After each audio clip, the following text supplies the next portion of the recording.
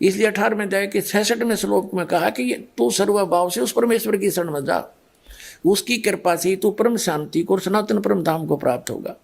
मेरी शरण में रहेगा तो शांति नहीं हो सकती। या तो आपने दुख है भाग में तो दुख भी भोगने पड़ेंगे, और सुख है तो तेरे भाग का सुख भी मिलेगा।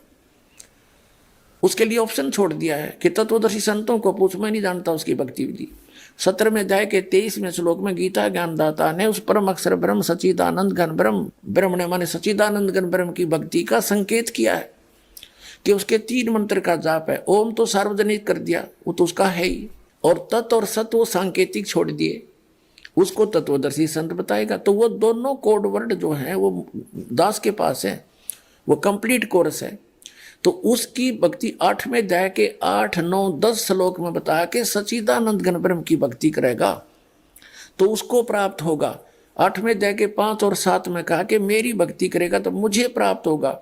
ब्रह्म की साधना करने वाला ब्रह्मलोक में जाएगा। गीता अध्याय नंबर 8 के श्लोक नंबर 16 में स्पष्ट कर दिया है कि ब्रह्मलोक पर्यंत सभी पुनरावृत्ति के अंदर है।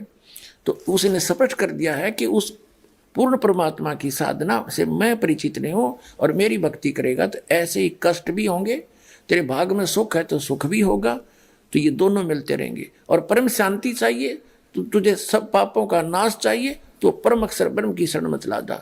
उसके लिए तत्वदर्शी संत की खोज कर ले।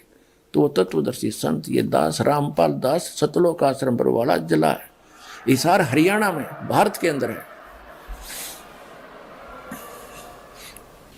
तो पुण्यात्माओं, दास की प्रार्थना है वो सत भक्ति इस दास के पास उपलब्ध है। आपको कभी दुख नहीं होगा, परमात्मा हरदम साथ रहेगा। वो अल्लाह अकबर की भक्ति,